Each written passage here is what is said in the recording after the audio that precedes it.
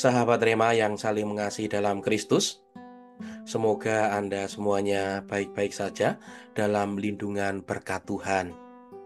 Hari ini, Rabu 20 Maret tahun 2024, Gereja menawarkan kepada kita bacaan pertama dari kitab Daniel bab 3, yang mengisahkan bagaimana Sadrak, Mesak, Abednego dihukum oleh Nebukadnezar karena menolak untuk menyembah dewa mereka, dewa Nebukadnezar. Mereka dimasukkan ke dalam perapian. Di dalam Injil Yohanes bab 8 ada percakapan Tuhan Yesus dengan orang Yahudi. Orang Yahudi percaya kepada Abraham tetapi tidak percaya kepada Tuhan Yesus. Orang Yahudi percaya kepada Abraham tetapi dalam percakapan itu menyatakan tidak melakukan apa yang dilakukan oleh Abraham. Dalam kitab Daniel yang kita dengarkan atau kita baca hari ini ada pernyataan yang sangat menarik. Saya akan membacanya. Ini adalah pernyataan Sadrak, Mesak, dan Abednego.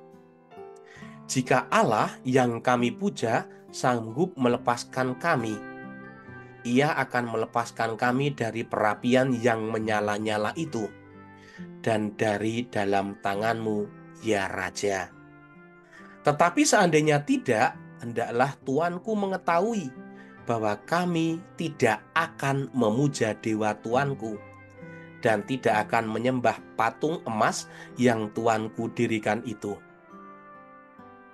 Pernyataan yang sangat mendalam dari Sadrak, Mesak, dan Abednego.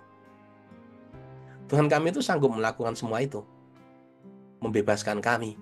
Tetapi seandainya tidak, perlu diketahui bahwa kamu, Anda, Tuan Nebukadnezar, kami tidak akan menyembah dewamu. Atau bisa kita kembangkan, seandainya Tuhan kami tidak menyelamatkan, setidaknya Tuhan kami juga tahu bahwa kami tetap setia kepadanya. Sahabat Rema yang saling mengasihi dalam Kristus, pesan yang sangat kuat yang disampaikan Sadrak, Mesak, dan Abednego. Demikian juga dalam percakapan Injil.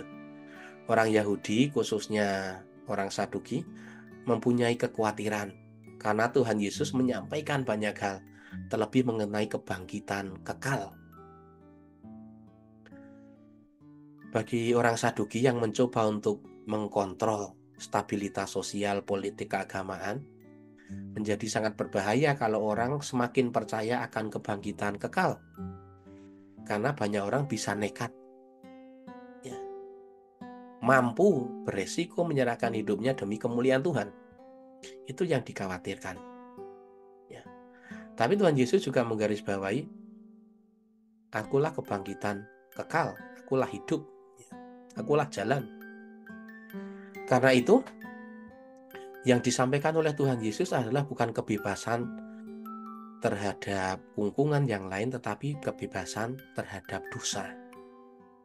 Karena berbicara mengenai kebebasan perbudakan atau perhambaan, bukan tentang apa yang dilakukan orang lain terhadapku, bukan apa yang dilakukan negara terhadap kita, bukan apa yang dilakukan situasi terhadap kita, tetapi lebih pada apa yang aku lakukan terhadap diriku sendiri dan kepada orang lain, sejalan dengan rencana dan kehendak Tuhan, sejalan dengan apa yang Anda atau saya imani. Itu titik penting yang membantu kita untuk merenungkan. Jadi kalau kita percaya kepada Tuhan dan setia, berarti kita juga sanggup melakukan banyak hal. Kita bisa memberikan kesaksian hidup kita, bukan hanya sekedar kata-kata atau omon-omon, ya, tapi kita memberikan kesaksian atas apa yang kita percayai. Kita juga melakukan apa kehendak Tuhan yang dikatakan di dalam kitab suci kita. Kita juga menjalankan ajaran gereja dengan patuh. Dengan itu kita memberikan kesaksian kepada dunia bahwa kita menjadi bebas dari perbudakan dosa. Karena kita bebas, kita melakukan apa yang kita lakukan kepada diri kita atau kepada orang lain. Maka dari itu, dengan apa yang kita lakukan, kita terlibat di dalam membangun kerajaan Allah. Dan kita juga terlibat di dalam kemuliaan Tuhan. Saya akan bacakan sekali lagi pernyataan Sadrak, Mesak, dan Abednego. Jika Allah yang kami puja sanggup melepaskan kami, Ia akan melepaskan kami dari perapian yang menyala-nyala itu dan dari dalam tangan-Mu ya Raja. Tetapi seandainya tidak, hendaklah Tuanku mengetahui bahwa kami tidak akan memuja dewa Tuanku dan tidak akan menyembah patung emas yang Tuanku dirikan itu. Kemuliaan kepada Bapa dan Putra dan Roh Kudus, seperti pada permulaan, sekarang, selalu, dan sepanjang segala abad. Semoga Anda semuanya senantiasa dibimbing, dilindungi, dan diberkati oleh berkat Allah yang Maha Kuasa dalam nama Bapa dan Putra dan Roh Kudus. Amin.